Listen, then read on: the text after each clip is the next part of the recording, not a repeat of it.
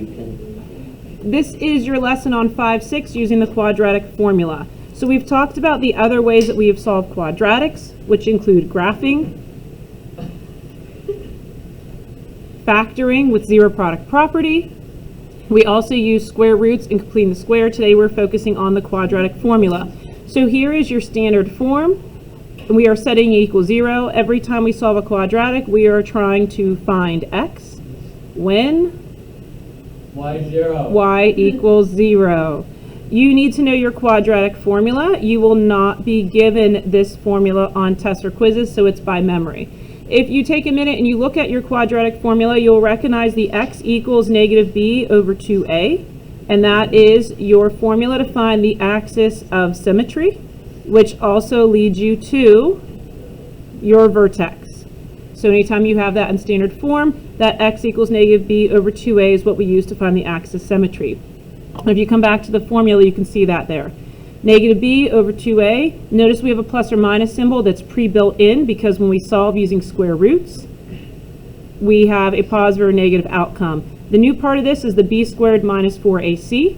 We will focus on that in our next lesson, but today we're using the whole quadratic formula.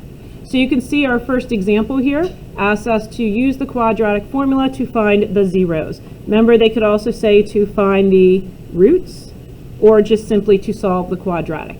All right, when we do this, the first thing we want to do is make sure it's in standard form and set it equal to 0. Once we do that, here's our template.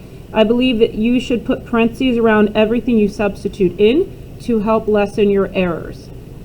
So in this problem, a is the coefficient of x squared, so it's 1, b is 10, and c, the constant, is 2.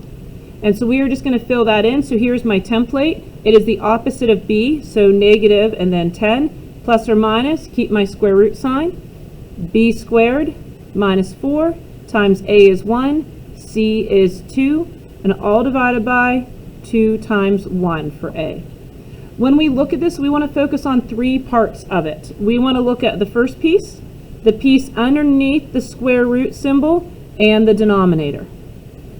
So if I simplify these 3 pieces, I get negative 10 plus or minus the square root of something all over 2. All right, we need to find that number that goes underneath there. You can simply type it in your calculator, parentheses 10, close them squared to watch your negative signs, minus 4 times 1 times 2.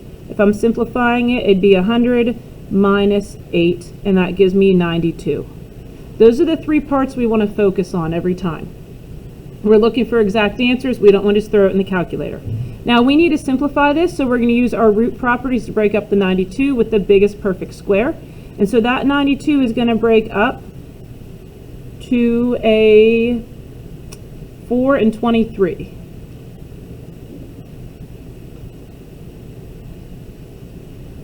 All right, so that gives me negative 10 plus or minus 2 square roots of 23, all divided by 2.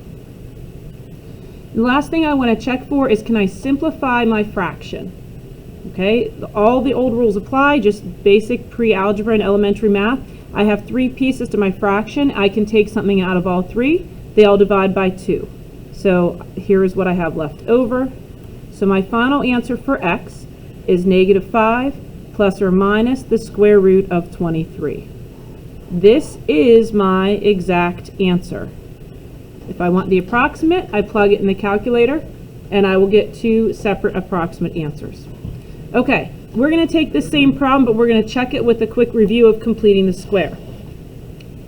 So, if you look at our check, we have the same problem. In order to complete the square, the first thing we want to make sure is that a is 1, and we want to make sure that we use our rule. And the rule to complete the square is b divided by 2 quantity squared. So I have x squared plus 10x, let's prep it, plus something equals negative 2 being moved to the other side, plus something. So we are going to complete the square and put that in there.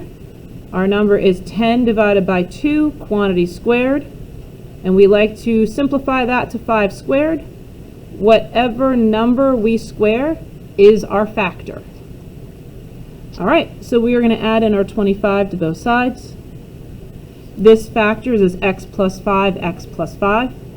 So x plus 5 quantity squared and we get out 23. So that should look familiar. And now that we have a quantity squared, I can go ahead and come in and take a square root.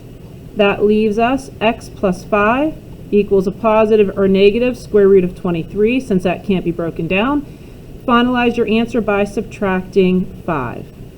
So there it is again, x equals negative 5 plus or minus square root of 23.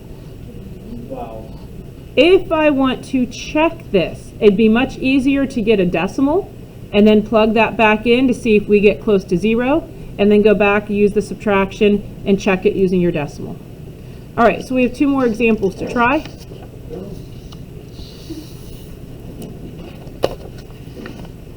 So here's your first example. We'll work through this together. And so the first thing I want to do is I want to set it equal to 0. The directions simply state to find the zeros of the function using the quadratic formula. All right, now you can choose how you want to do this. Your quadratic formula is right here. And we're just going to plug it in. I am a fan of templating it out, so it's going to be the opposite of b, plus or minus the square root of b squared minus 4 times a times c. So you can see all I'm doing is putting in parentheses for my variables all over 2a. So everywhere there was a variable, I replaced it with parentheses. So b is 3. Make sure it's in standard form. So we're going to take the opposite of 3, then we're going to have 3 squared minus 4 times 1 times negative 7 all over 2 times a, which is 1.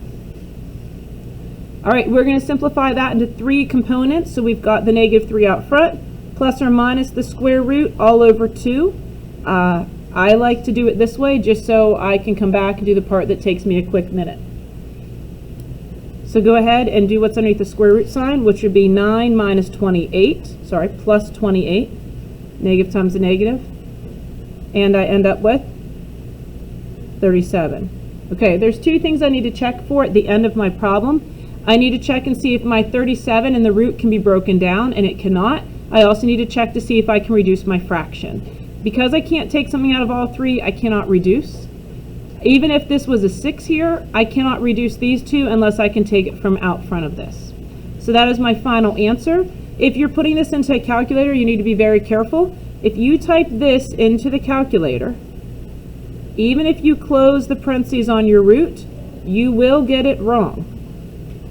Because your calculator will take the square root, then divide, and add on negative 3. So if you're typing this in the calculator, you need to put a double set of parentheses here, or better yet, put the top in the calculator, hit enter, and then divide by 2. That's more likely to give you the right answer. Okay, so again, this is our exact answer. That is what we're interested in. All right, so we have another problem to try. So again, we're going to set it equal to 0. This is a good one for you to try on your own and check or pause the video and see if you're on the right track. It's not working. Pause this.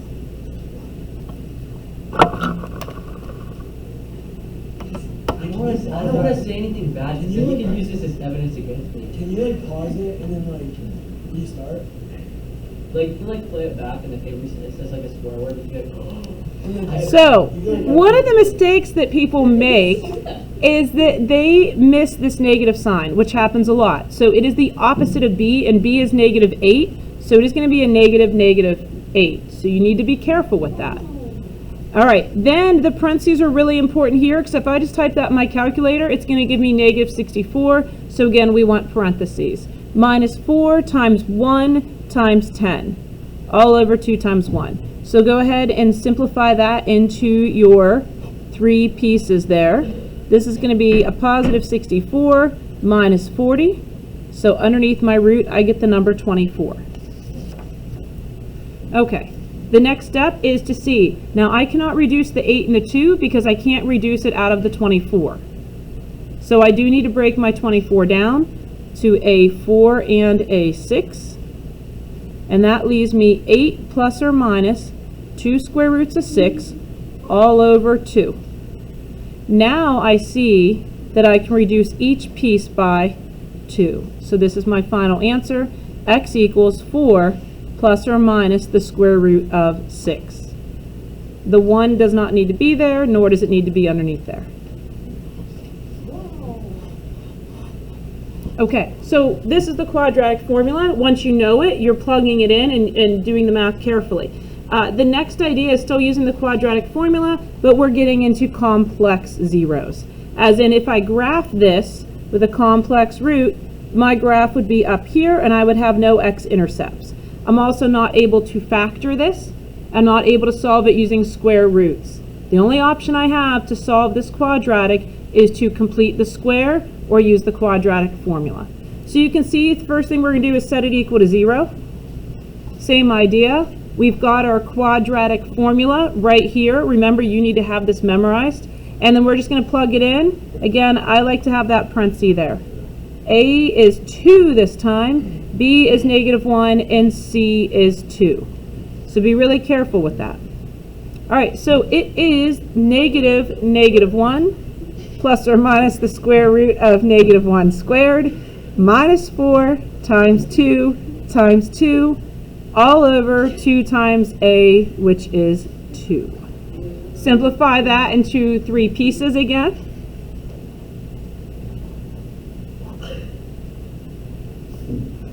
So this would be a +1 there, minus 16, and I get a -15. Now the minute I get a square root with a negative underneath it, we know there's no real solutions, which means that we're going to have I in our answer. So this would give me 1 plus or minus I square root of 15 all over 4. So in this problem, I have 2 imaginary solutions. There is no way to get this decimal and try to plug it in and check it since they're imaginary. Also, always try to break down your 15 and see if you can reduce the 3 pieces. All right, so here is a check it out for you to try and then check and compare with me. So again, we're going to find the zeros or the roots by using the quadratic formula. This is a good time to see if you remember the formula by writing it off to the side and then double checking it back here.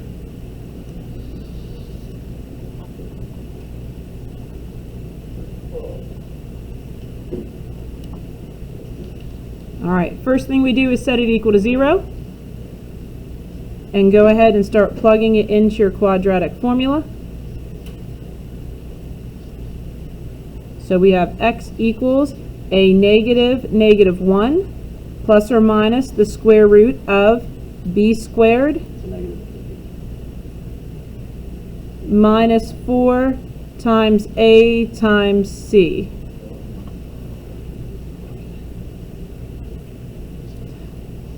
All over 2 times a. And again, that's an easy mistake because most of them had 1s out front. You want to make sure you're careful with that. Always simplify into those 3 pieces. And this would be a +1, and it's going to be minus.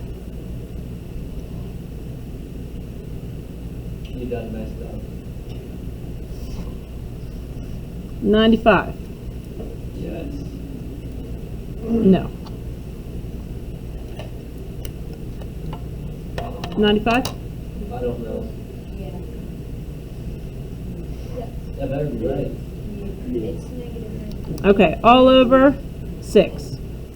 All right, first thing I'm going to do is try to break down my 95 and deal with my square root of a negative. 95 does not have any perfect squares in it, so my final answer is x equals 1 plus or minus I square root of 95, all divided by 6. I want to make sure that you take a minute and look at your papers, that this division sign goes the whole way across. It should not look like this. That's only dividing this part. It needs to go the whole way across. So take a minute and look at yours and see if it does that correctly. All right, that is what we're going to do for today. The next part of the lesson will be on the discriminant, and we will continue that at a later date.